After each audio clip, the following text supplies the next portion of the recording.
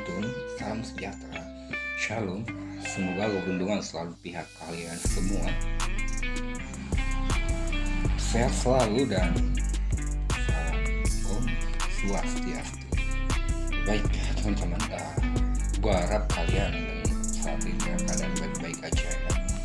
Dan gue nggak bahas masalah tarot atau zodiak, tapi gue lebih membahas masalah apa yang banyak ditanyakan oleh klien-klien gue sejak gue awal pertama buka konseling menjadi tarot reader sampai sekarang. Dan pertanyaan itu 80% sampai sekarang masih terus ada, guys. Nah, itu artinya 80% itu artinya hampir menyeluruh, guys. Hampir menyeluruh. Nah, jadi gini, apa yang bakal gue bahas ini pasti kalian juga pernah ngerasain ya, pasti ya. Oke, jadi gini, apa sih yang bakal gue bahas? Nah, jadi sebelum gue bahas masalah ini, gue minta dukungan kalian dulu. Subscribe, like, comment, and share video gue biar semangat lagi buat ngembangin channel kecil gue yang adanya ini. Nah, jadi jangan lupa dukung dan support gue. Nah, oke, kita langsung aja ya. Dan apa sih yang bakal gue bahas? Mungkin kalian pernah merasakan yang namanya sedih tiba-tiba. Nah, jadi tiba-tiba aja suasana itu kayak memiliki satu kemiripan atau suasana tuh seperti sama dengan apa masa lalu kita dulu yang pernah kita. Dan itu membuat kita benar-benar terbawa suasana sampai emosional kesedihan kita tuh benar-benar dapet. Nah, itu yang pertama. Ada juga yang tanpa mengingat masa lalu, tanpa adanya perubahan situasi, tanpa terbawa suasana, ini tahu-tahu pikiran tuh seolah tuh ada yang ganjel, ada yang kurang, kayak kayak ada yang kayak ngerasa sedih, cemas, khawatir, bimbang, tapi itu nggak ada sebabnya dan nggak ada akibatnya. Jadi tahu-tahu kita merasa seperti itu namanya sendu ya.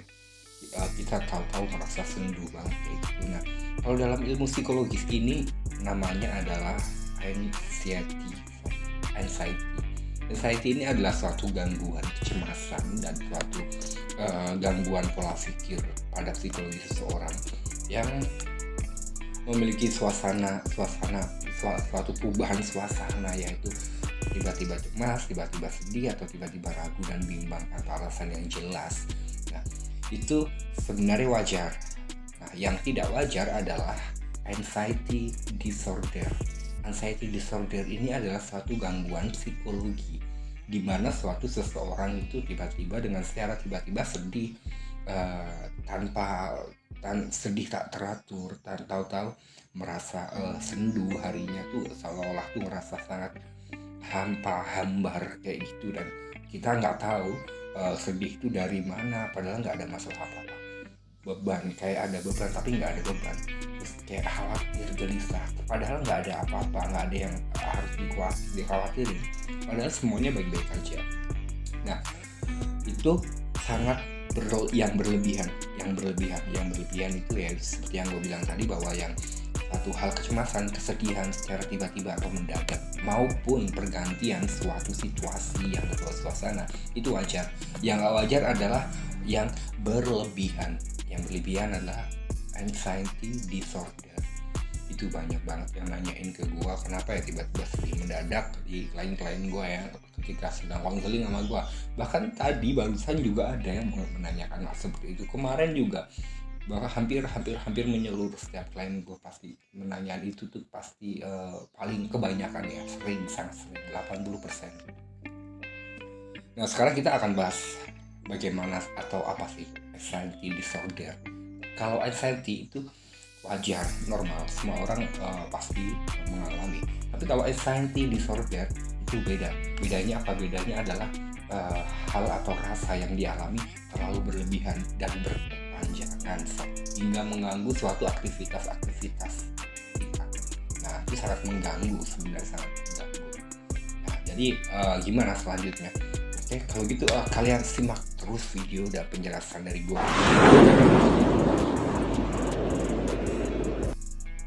mengenai anxiety ya, yang mengganggu dan berbagai jenis-jenisnya tuh.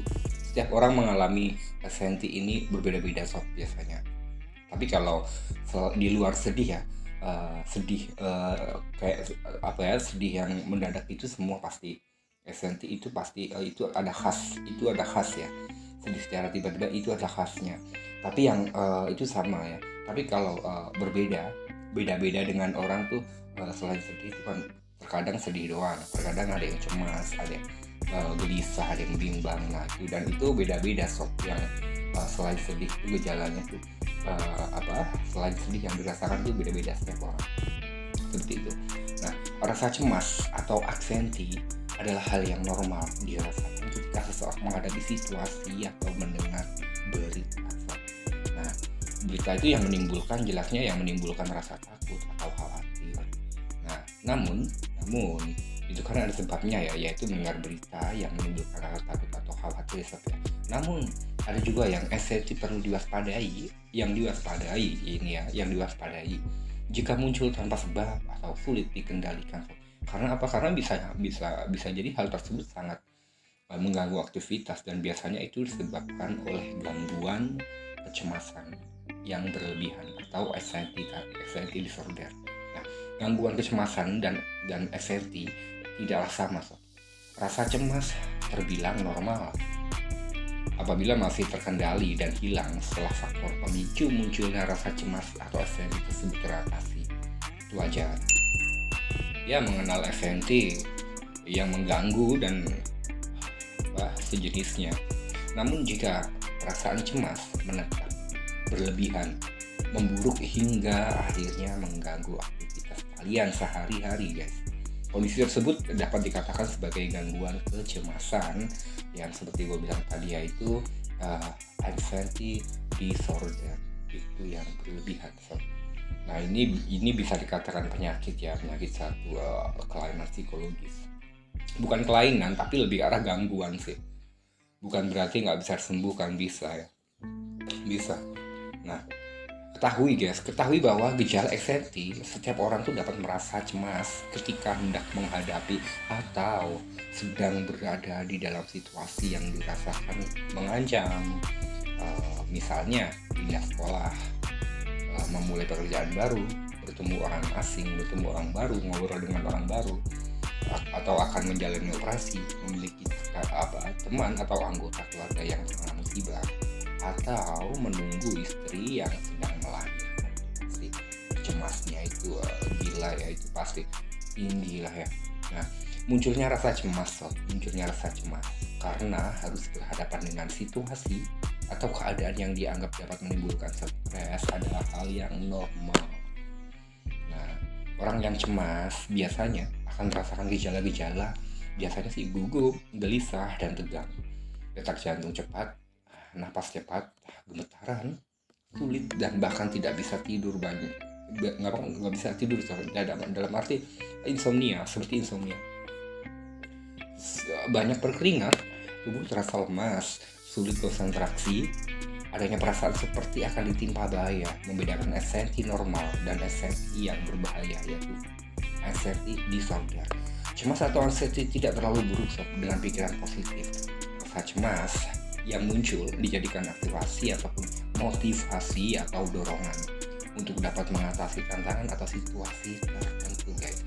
Ya, sebagai contoh, saat akan ujian atau wawancara kerja, atau rasa cemas mungkin bisa membuat Anda termotivasi untuk belajar atau mempersiapkan wawancara kerja dengan sebaik-baiknya. Betul sekali. Hal yang perlu diwaspadai adalah yang berbahaya, yang berlebihan ya, yang gangguan adalah rasa cemas tetap muncul meskipun faktor pemicu cemas tersebut sudah diselesaikan dan gak ada masalah apapun, tanpa alasan jelas dan mengganggu aktivitas. Dalam hal ini Anda patut mencurigai adanya gangguan kecemasan pada diri Anda sendiri. Nah, seperti itu ya. Nah, dan masing-masing penderita dapat merasakan gejala yang berbeda, guys. Tergantung sih, jadi tergantung jenisnya, tergantung jenis gangguannya, kecemasan yang dideritanya, untuk menentukan apakah anxiety yang muncul terbilang normal atau disebabkan oleh gangguan mental. Perlu dilakukan pemeriksaan oleh psikologi atau psikiater. Jadi kalau kalian merasa hal itu terjadi dan berlebihan dan merasa hal yang seperti yang saya katakan ini, maka coba untuk periksa ke psikiater atau psikologi ya. Tapi ini bukan berarti mencatutkan diri Anda sendiri loh ya. Ini hanya sekedar sedikit pembagian wawasan. Jadi ketika ada suatu hal, biar Anda tidak menyepelekan sesuatu yang ada pada diri Anda sendiri. Nah, dan kecemasan biasanya itu sangat mengganggu aktivitas kita, bahkan mood kita pun terganggu. Nah, jika Anda merasa berlebihan seperti ini, Anda bisa konseling mungkin ke psikiater atau psikolog atau psikiater. Dan atau kalian bisa konseling di sini di deskripsi sini gua catat alamatnya untuk konseling juga. Nah, seperti itu. Nah, lalu beberapa jenis anxiety yang perlu Anda ketahui sob. Berikut ini adalah jenis anxiety disorder sob yang bakal gua katakan ini. Jadi satu pertama nih ya, gangguan kecemasan umum sob. Namanya generalized anxiety disorder. Gua ulangi, gangguan kecemasan pada umumnya generalized anxiety disorder. Seseorang yang menderita gangguan kecemasan umumnya bisa merasa cemas atau khawatir secara berlebihan terhadap hal-hal mulai dari pekerjaan, kesehatan, hingga hal-hal yang sederhana seperti berinteraksi dengan orang lain. Nah, anxiety yang muncul akibat gangguan kecemasan umum bisa dirasakan setiap hari dan menetap hingga lebih dari 6 bulan guys, atau 3 bulan paling sedikit. Nah, akibatnya penderita gangguan kecemasan ini akan menjadi sulit menjalani aktivitas dan pekerjaan sehari-hari guys. Nah, selain munculnya rasa cemas yang mengganggu, penderita gangguan kecemasan namun juga dapat merasa cepat lelah, tegang, mual, sakit kepala, pusing, sulit berkonsentrasi, kadang terasa engap atau sesak napas, dan insomnia atau susah tidur. Nah, kayak gitu. Dan yang kedua, fobia. Nah, fobia juga termasuk anxiety, tapi ini lebih ke arah traumatik. Nah, fobia itu merupakan jenis gangguan anxiety yang membuat penderitanya memiliki rasa takut berlebihan dan cenderung tidak rasional terhadap suatu benda, binatang, atau situasi tertentu yang tidak menimbulkan rasa takut pada kebanyakan orang. Nah, biasanya ini dialami di masa-masa yang lampau. Nah, dan itu terpikirkan sampai sekarang seperti itu. Orang yang memiliki gejala fobia bisa mengalami serangan panik atau rasa takut yang hebat ketika melihat suatu benda atau berada di dalam tempat yang menjadi pemicu fobia. Misalnya laba-laba, darah, berada di tengah keramaian, tempat yang gelap, tempat tinggi, atau di tempat-tempat yang asing buat kalian atau ruangan tertutup. Jadi oleh karena itu, penderita fobia biasanya dilakukan segala upaya untuk menjauhkan dirinya dari hal atau situasi yang dia takuti guys, kayak gitu. Nah, itu ya. Nah, yang ketiga adalah gangguan kecemasan sosial. Penderita gangguan kecemasan sosial atau dikenal juga fobia sosial memiliki kecemasan atau ketakutan yang luar biasa terhadap lingkungan sosial atau situasi di mana mereka harus berinteraksi dengan orang lain atau orang asing. Penderita fobia ini selalu merasa diawasi dan dinilai oleh orang lain serta takut merasa malu secara berlebihan secara berada di keramaian. Hal-hal tersebut membuat penderita selalu berusaha menghindari situasi yang mengharuskan dia bertemu atau berinteraksi dengan banyak orang atau orang asing, bahkan orang di sekitarnya. Seperti itu. Oke, yang keempat, PTSD atau Post Traumatic Stress Disorder. Gue ulangi ya, PTSD, Post Traumatic Stress Disorder. Gangguan stres pasca trauma atau PTSD dapat muncul pada seseorang yang pernah mengalami kejadian traumatis atau berada di situasi berbahaya yang mengancam nyawa. Contohnya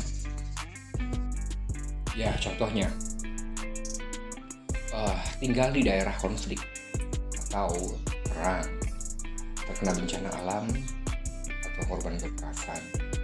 Orang yang menderita PTSD seringkali susah untuk melupakan pengalaman traumatisnya guys, baik terlintas dalam benak atau saat bermimpi, yang kemudian membuatnya merasa bersalah, terisolasi, dan sulit bersosialisasi dengan orang asing, orang terdekat, bahkan orang sekitarnya. Nah, gangguan panik yang kelima. Mungkin Anda pernah merasakan ya guys, yang namanya panik saat mendapat berita mengejutkan. Misalnya, saat ada anggota keluarganya atau kerabat dekat yang terkena musibah. Namun, hal tersebut normal Anda alami. Berbeda dengan penderita gangguan panik yang bisa merasa takut atau panik tanpa alasan yang jelas guys. Anxiety dan serangan panik akibat gangguan ini dapat muncul kapan saja guys, dan terjadi secara tiba-tiba atau berulang. Ketika gejala panik muncul, penderita gangguan panik biasanya dapat merasakan sejumlah gejala lain seperti berdebar-debar, berkeringat, dingin, pusing, sesak napas, serta tubuh gemetar atau terasa lemas guys. Orang dengan gangguan panik tidak dapat memprediksi kapan gangguan tersebut akan muncul atau apa pemicunya. Ya, karena itu tak sedikit penderita gangguan panik yang menjauhkan diri dari lingkungan sosial guys. Karena apa? Karena takut serangan paniknya kambuh di tempat umum. Nah, seperti itu. Yang keenam, gangguan obsesif kompulsif, itu OCD, namanya OCD. Orang yang menderita gangguan OCD memiliki kecenderungan untuk melakukan sesuatu secara berulang-ulang untuk meringankan rasa cemas yang berasal dari pikiran sendiri. Contohnya, mencuci tangan harus sebanyak 3 kali karena ia berpikir bahwa tangannya masih kotor dan harus dicuci sampai bersih. Gangguan ini sulit dikendalikan, bersifat menetap dan dapat kambuh kapan saja, sehingga membuat penderitanya terganggu untuk melakukan aktivitas sehari-hari bahkan pekerjaannya. Nah, beberapa cara mengatasi anxiety untuk meredakan atau mencegah munculnya perasaan cemas. Anda dapat melakukan hal yang seperti ini. Mencukupi waktu tidur ataupun jam istirahat Anda harus teratur. Konsumsi kafein dan minuman beralkohol, no, ya, kurangi. Mengurangi stres dengan mencoba teknik relaksasi itu juga bisa. Misalnya meditasi dan juga melakukan aktivitas fisik atau berolahraga secara teratur. Seperti itu guys. Mencoba bertukar pikiran atau curhat dengan teman atau orang terdekat kalian. Nah, jika cara-cara di atas sudah dilakukan dan faktor pemicu anxiety juga sudah teratasi, namun rasa cemas belum juga hilang, sebaiknya konsultasikan ke baik psikiater, psikologis. Nah, seperti itu. Jadi Anda supaya Anda tidak bertanya-tanya dan supaya Anda tahu langkah apa dan harus bagaimananya melakukan pemeriksaan tersebut. Jadi, nah itu. Tapi apabila hasil pemeriksaan tersebut menunjukkan bahwa Anda mengalami gangguan kecemasan, maka psikiater akan mengatasi anxiety yang Anda rasakan dengan psikoterapi dan konseling atau healing, serta pemberian obat penenang pastinya bila memang dibutuhkan guys. Nanti yang muncul akibat gangguan kecemasan lama-kelamaan berpotensi membuang penderitanya merasa depresi guys. Ya, ingin bunuh diri lah, nggak menyalahkan obat-obat terlarang lah, atau minuman-minuman beralkohol atau hal-hal yang membahayakan diri sendiri. Nah, jadi saran saya, jika kalian memiliki hal tersebut, beberapa ciri tersebut ada dalam diri Anda, maka ini bukan mengasumsi untuk Anda pikirkan ya, tapi ini lebih ke arah coba daripada Anda penasaran ataupun ketika Anda merasa ada beberapa gangguan yang mengganggu Anda seperti ini, saran saya Anda untuk konsultasi ya, atau healing atau psikoterapi di psikologis, psikiater, atau seperti yang saya bilang bahwa bisa Anda lihat di deskripsi ini, bisa untuk konseling guys ya. Nah, seperti itu guys. Jadi itulah gangguan-gangguan yang dinamakan gangguan anxiety yang terasa kita terkadang tuh terasa ketika keadaan kita memburuk atau keadaan kita nggak baik-baik aja, kita merasa stres atau pusing, nah itu biasanya emosional akan lebih bertambah 2 kali lipat guys. Nah, jadi yang dalam arti gini, ketika Anda merasa pusing atau gimana, Anda akan selalu mencari korban atau selalu mencari seseorang untuk menyalahkan atau disalahkan. Contohnya ketika Anda pusing, ketika Anda nonton TV, tiba-tiba ada seseorang yang datang ke rumah kalian hanya sekedar main dan nggak ngapa-ngapain, maka Anda akan bernada tinggi. Lama-kelamaan Anda akan bernada tinggi untuk menjawab pertanyaan-pertanyaan atau obrolan Anda dengan teman Anda. Seperti itu guys ya. Nah itu dia guys, itulah penjelasan mengenai orang dengan gangguan kepribadian yang dapat mengalami gejala kesepian guys. Kesepian juga, sedih juga tanpa sebab. Nah, bila kamu selalu merasa seperti itu, coba bicarakan saja perasaan kamu tersebut pada psikolog atau psikiater, ataupun jika kalian tidak ada link, ataupun jika kalian tidak ada kenalan untuk di mana ya konseling di mana ya. Nah, konseling psikiater atau ini bisa atau psikologis itu bisa bisa dengan online, bisa dengan via online. Dan ketika Anda bisa via online atau langsung tatap muka, ketika Anda ingin berkonseling ini, Anda bisa lihat di deskripsi yang gue tulis di bawah ini. Gue ulangi berapa kali ya, gue ulangi. Oke, lalu seperti itu tadi. Jadi ya jadi kendalikan untuk bagaimana sih cara mengatasinya. Kendalikan perilaku impulsif. Apakah kamu sering bertindak berdasarkan perasaan negatif? Biasanya ya, kebanyakan salah satu ciri-ciri apakah kamu sering bertindak berdasarkan perasaan negatif yang dimiliki. Apakah kamu menyerang orang lain saat kamu merasa buruk dengan diri sendiri? Bila iya, kamu perlu belajar untuk mengerem atau mengendalikan perilaku impulsif kamu sob.